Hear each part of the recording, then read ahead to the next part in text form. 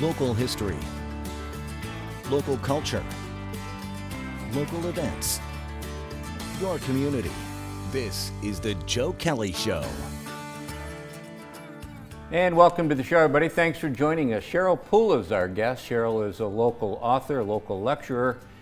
She speaks and writes on a variety of topics. We're going to talk about a couple of them today. One, the Empire State Building, and who knows where we'll go after that. But before we do any of that, we'll say welcome. Good to see you again. Same here. Good to see you. The topics that you talk about them to service organizations, to history groups, to you name it, right? Anybody who will call me and ask, Yeah. sure, Yeah. I'll go, yeah. And what's the most popular? I've asked you this before. I think you've told me your most popular is that Titanic. Yeah, that was the first ever program I started doing back in 1983, because I had a friend who taught at New Hartford High School, or actually the middle school, and he called me one day and said he'd done a survey in his class with his kids. If there was one thing you wanted to learn about, what would it be? And it was the Titanic. Interesting. Yeah. And this was back in the And these early are 80s. kids. These were kids, probably 7th, 8th grade. Yeah. So I put together a slide program, so that shows you how long ago that is. Yeah. Nobody uses slides anymore. And I went up there and I did it, and then the word got around that I was doing this program, and it all started from there. Yeah. So from the Titanic program, that branched out into other programs. Yes. And now Yeah. you just did one recently on the Empire State Building. Yeah, with nothing else to do, more or less, during the pandemic, I had a lot of time to do research and put together programs. And I was sitting there one night watching one of the many reincarnations of King Kong, because there was Yeah. nothing else to watch on TV. And I thought to myself, it might be interesting to do something on the Empire State Building, because a lot of people don't know a lot about it. So that's how that got started. And it's just such an iconic building, not just for New York City and New York State and the United States, but the world. Just an iconic building. Right, and for, I think it was 42 years, it was the tallest building in the world until the World Trade Center was built in the 1970s. Wasn't there something about the antenna on the roof that there was competing buildings for the tallest building, and they raised the antenna a little bit or something? Right, there were 3 buildings. There was one called the Manhattan Bank Building, which was now 40 Wall Street. The Chrysler Building, which was put up by Walter Chrysler, the automobile king, and the Empire State Building. Now, the Wall Street Building and the Chrysler Building were begun before the Empire State Building. It was what they called the race to the sky, to see who could build the tallest skyscraper. So they started the Empire State Building last. It was begun on St. Patrick's Day, 1930. And they didn't let the plans leak. So Chrysler and the Wall Street people, who were all trying to build a building taller than each other, would complete their buildings before the Empire State Building was complete. So once the first 2 were complete, then they knew how much taller to build the Empire State Building.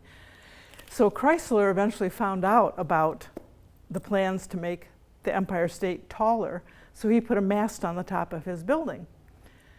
So that building is done. So what do? They added a few more stories onto the Empire State Building, and they put a mast on the top, just like Chrysler did. Now, Chrysler's was there just to make the building taller. The one on the Empire State Building was supposed to have a function. It was going to be a mooring mast for dirigibles. Because at that time, of course, this is only, 3 years or so after Lindbergh did the first solo flight across the Atlantic, so we didn't have airplanes that could go across the Atlantic. So if you wanted to go to Europe, or from Europe to the States, you had to go by boat or by airship. And they were going to use that as a mooring mast, the idea being the dirigible would come in, attached to the mast on the Empire State Building. The people would disembark on a gangplank, 1,000+ feet above the streets of Manhattan, go through customs, and be on the ground floor within 7 minutes. So that's what it was for, and they tried it, but it didn't work. The winds were too high. But that mast was there for a purpose. Yeah. Yeah. What do you think lends itself to it being such? There's taller buildings now, and what lends itself to that being such an icon? I think it's because it was the world's first, the tallest building for so many years. it broke all kinds of records for construction, the tallest building. They put it up in record time. Yeah, let's talk about that for a second, Cheryl. That broke all kinds of records, how fast they did that. Number one, how did they do it so fast? And number two, there had to be some deaths associated with that. Yeah. Well, they did it on the principle of the automobile assembly line. They would prefabricate all the parts off-site, then they would bring them to Bayonne, New Jersey and store them in a warehouse. And they would have 200 trucks a day delivering material to the site where they were building. They would dump their loads in these hoppers down in the basement of the Empire State Building, and then they would go off and get another load. And they wouldn't bring in the materials until they needed them, so they didn't have a lot of extra stuff sitting around. So that helped because they could get they had specially designated roads for the trucks where regular traffic couldn't go. That way the trucks could go in and out really fast, dump whatever materials they had, and take off. And they put up the Empire State Building in 410 days. That's amazing. What I find amazing that was a month and a half ahead of schedule, because it was started in 1930 on March 17th, and it opened May 1st, 1931. And it came in a month and a half ahead of time, and if you can believe it, $60 million under budget. Yeah. Now, as for the casualties, I've seen different statistics. The official statistic is 3 people killed during the construction. I've seen it as high as 100, but the official is 3. One got hit by a truck, one fell down an unfinished elevator shaft, and another one was a carpenter who got hit with a load of bricks or something like that. I'm not really sure which is true, but the official is 3. I mean, that in itself is amazing. Yeah. With all that, and the standards that were used back then versus the standards that are used today. I've seen pictures of them constructing it, and they had, well, every ethnic group in New York City helped to work on that building, including some Mohawk Indian steel workers, from Kanawake up in Quebec. And I have pictures of those guys standing on the top of an I-beam, 1,000 feet above the streets of Manhattan. Another guy sleeping on a girder with a radio, and I thought, I don't think, and none of them were wearing safety lines, so it's amazing. A lot of people weren't killed doing that. And who was the developer of that building? Well, it was a consortium. It was called the Empire State Inc.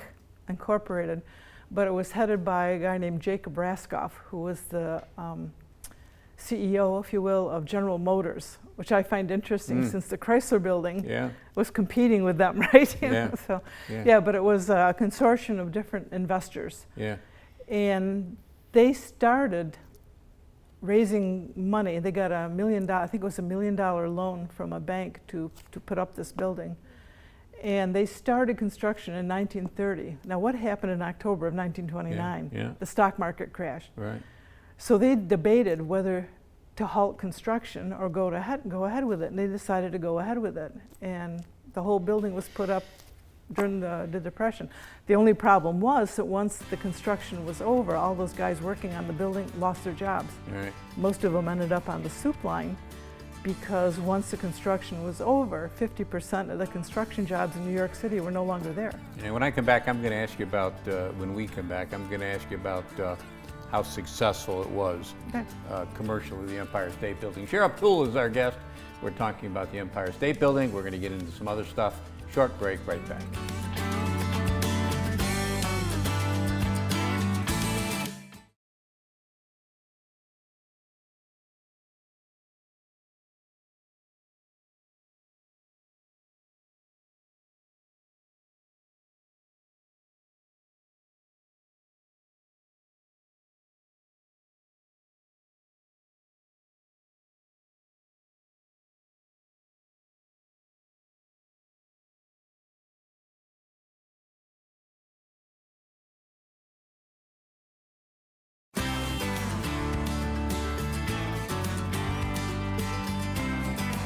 And welcome back, everybody. Thanks for sticking with us. Cheryl Pula is our guest. Cheryl is a local author. She also gives lectures all around the area on a variety of topics, including the Empire State Building, and the Empire State Building is what we're talking about today.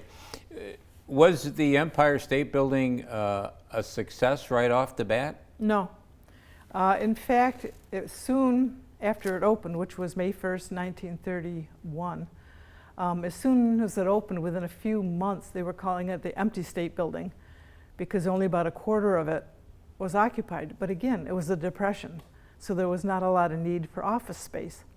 So what they did was they put the lights on in the upper stories to make it look like they were, like they were people in the offices. Yeah. And I thought, well, obviously they must have had a big electric bill.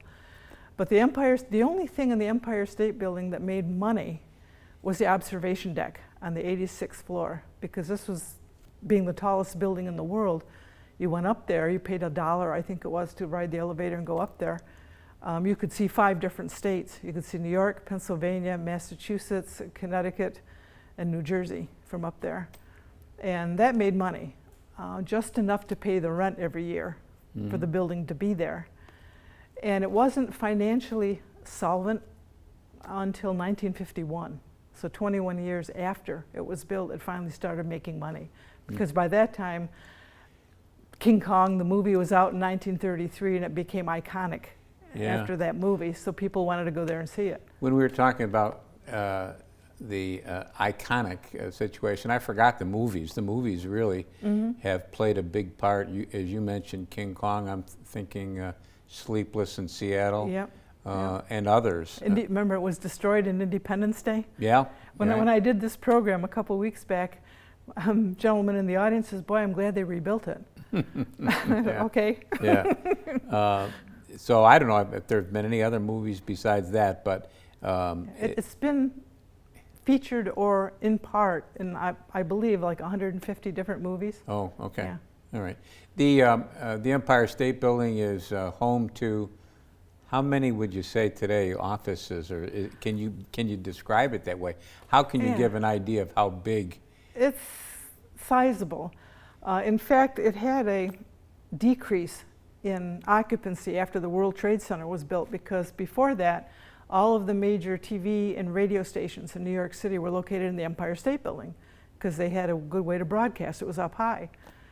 Then when they built the Trade Center, they all moved to the World Trade Center because their signals were bouncing off the sides of the World Trade Center, so they weren't working. So they built temporary facilities over in New Jersey till they could move everything to the World Trade Center. Then, of course, after that went down on 9/11, they had to go back to the temporary facilities in New Jersey. And since then, most of them, or if not all of them, have moved back to the Empire State Building. Yeah. So, would we call that Art Deco? Yes. Yeah, that was a popular style back in the 1920s and 30s when the building was built. There was a lot of Art Deco buildings going up all over the country at that time. And if you're in the lobby of the Empire State Building, as I know you have been, you really do get that Art Deco feel in the lobby, don't you? Yeah, it's about 5 stories high, the main foyer. And if you go down the end, like where the elevators are, there's a big floor-to-ceiling gold relief of the Empire State Building in the middle. And on the background is a outline of the state of New York. And there's a little dot on Manhattan to show you the location of where the Empire State Building is. And then along the sides, there's also a mural showing the various stages of construction. The mural, I remember, got water damaged or something, but they've since restored it. But it shows the workers, with the scaffolding and all this stuff constructing the building. They have high-speed elevators that take you up to that observation deck. In fact, they had to get the city ordinances changed because prior to the Empire State Building, the elevators were legally allowed only to go 700 feet per minute, right? Because the Empire State was going to be so high, they needed them faster because you don't want to wait, half an hour to get to the top floor. So they changed them to 1,200 feet a minute. So that way you could go up and down a lot faster. Yeah, I'm trying to think of the sensation. It's been a long time since I've been there, but I'm trying to think of the sensation you get in the elevator. I can't remember. I can't describe it. Yeah, I can't either because it's been a while since I've been there. I think I was in elementary school when I went there. Yeah. Were there other things that had to be done along those lines? Special considerations, special permits, special? Oh, yeah. Yeah. Yeah. Well, they had to get the permit to build that high. Then they had to get a permit for X number of elevators, because the human beings can only climb so many stairs before they can't or won't do it anymore. So they had to change the ordinance for how many elevators you could have, how fast they could go, the amount of wiring that you could have in one building. Just about everything about the Empire State was something they hadn't done before.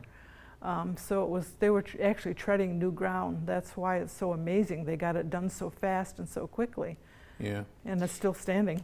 Have there been any, over the years, Cheryl, any structural problems, any kind of things that they've had to go in there and do some radical? About the most radical things they did was they did a renovation several years ago, and they renovated the elevators, put in more modern elevators. They put in LED lighting, so they won an award from the environmental guys for the fact that they're now green, if you want to say that.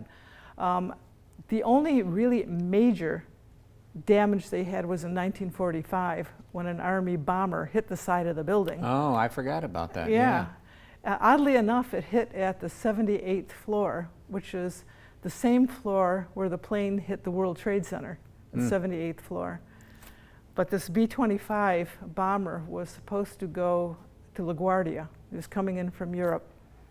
Remember, the war is still on. This is July 1945. It's over in Europe. It's still going on in the Pacific. So this bomber was coming in from England, and it was supposed to go to LaGuardia, but they were having what was called a pea soup fog that day, so you couldn't see anything. And they weren't letting planes land at LaGuardia, so they rerouted this plane to Newark Field in New Jersey. And the route took them right over Midtown Manhattan. And what's in Midtown Manhattan? The tallest building in the world at the time.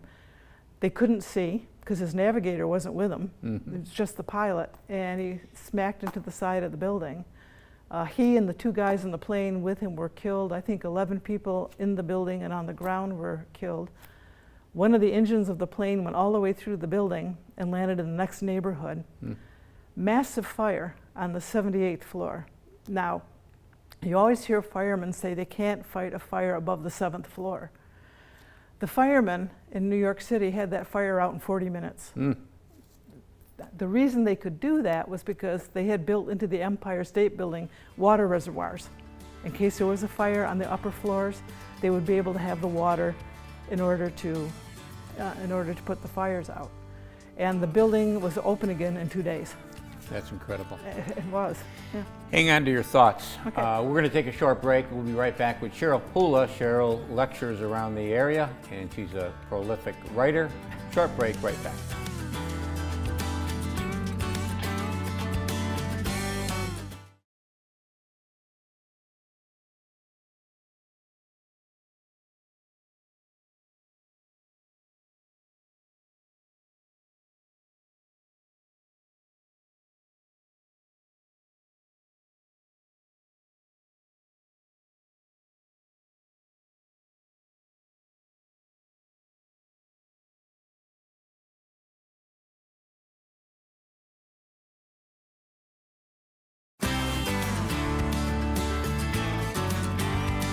And welcome back, everybody. Cheryl Pula is our guest. Cheryl is an area lecturer. She gives talks all around the town. She continues to write books.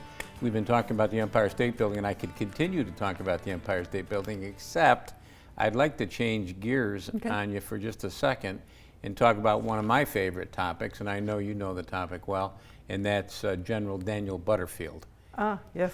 In fact, there was a General Daniel Butterfield roundtable for a long time, was there not? Yeah, we had a Civil War roundtable named after him that I think we had maybe 4 or 5 years. The problem was, and I'll be honest, we couldn't get people to be officers. Yeah. You know, once they elect officers, they want them to be there forever. And other people weren't willing to take it over. Yeah. So we had to fold it into our history club. But it was named after Dan Butterfield. For Daniel Butterfield, for those who don't know Dan Butterfield, sum him up. He's a graduate of Union College, yes? Yes, in Schenectady, yeah. Union Army officer. Didn't go to West Point. I point that out because he's got the biggest monument in Yeah. the cemetery at West Point. Pretty good for a guy who never went there. Yeah. But he at one time was the commander of the 5th Corps in the Union Army during the Civil War. And he was in Virginia and in camp one night when they were playing the Lights Out, as it was called, to tell guys it was time to bed down, go to bed for the French. night. They stole it from the Yeah, French, didn't they? Yeah, it was some French thing, yeah. Yeah. I can't remember the exact name of Yeah. it, but they called it Lights Out. That's what the guys knew it Mhm. as. And Butterfield listened to it, and he wasn't really that happy with it. Mhm. So he decided they needed a new sounding call to let the guys know it was time to go to bed at night. So he kind of played around with a melody. Now, he couldn't write music, but he had this melody going around in his head. So he called Oliver Norton, who was his bugler, to his tent and Wasn't he from Rochester Yeah. or Buffalo? Rochester, I believe. Yeah. And kind of hummed the melody for him. And Norton got the idea because he was a trumpeter. He could read and write music. So they put the notes down on a piece of paper and they tried it out and tweaked it here and there. And Butterfield said, well, let's just try that. Spread the word that we're going to do this and we'll see what happens. So Norton played it. And the troops liked it. They liked it a lot better than the one they had. Mhm. So they decided to kind of make it standard, at least for his regiments, to use that. Well, other regiments heard it, and they sent their buglers over to Norton to say, how do we play that? We like it, we want to use it. Mhm. And it started to spread throughout the Army, and it went west with them. After the middle of the war, the unit he was attached to, the 5th Corps, and that went out, part of it went out west to be with Sherman in his march through Georgia. So once they got there, it spread there, and pretty soon the Confederates were also doing their version of it because they couldn't get the music, so they were practicing and getting it to work, and eventually came to be called taps. And after the war, they decided to start using it at, I think it was around the Spanish-American War time, so about 30 years after the Civil War. They started using it for military funerals, and that tradition kind of stuck. Mhm. Now, there's always been a controversy, did he write taps? And he said, no, I didn't write it. I came up with the melody, and Norton actually wrote it. There was also a theory that it was some other officer in the Union Army who had written it, but they've checked the records, and there was no officer in the Union Army with that name Yeah. during the whole war. One of the, I read a letter written by Norton, the bugler, who really sums up what you said, but really gives the credit to Butterfield for coming up with this. One of the things that I think General Butterfield gets short shrift on is he is acclaimed for taps, which lives on to this day, and I think that takes away a little bit from his achievements during the war. He was a military fighting general. Yeah, he was also a Medal of Honor recipient. Yeah, he was not one of these generals who led from behind. He led from in front, and he had a great combat record, and I think that's probably why he's at West Point. It's because of the fact that he was such a good general, and he was a Medal of Honor recipient. Yeah, I remember when you were talking about West Point, his wife had to get, Julia Lorillard, if I recall correctly, had to get special permission to get him buried at West Point because he was not a West Point grad. Exactly. And then when he finally got the permission, he was pretty well connected, Yeah. And when he finally got the permission, the government was going to pay for the monument, but his wife said, no, we'll take care of that. And it is, you can't miss it if No, you ever go it's down to the huge. West Point Cemetery. And he lived out his life, did he not, down in somewhat right across the Hudson River from West Point. I forget the name of that. Yeah. It's always good talking with you. Next Same time here. we got a bunch of other things that we can talk about. Okay. So come back sooner rather than later. I will. All right, that's going to do it for us this week, but we'll be back next week. We'll do it all again. Don't forget cnyhomepage.com. There's lots of good stuff there. Until next time, take care of yourself, everybody.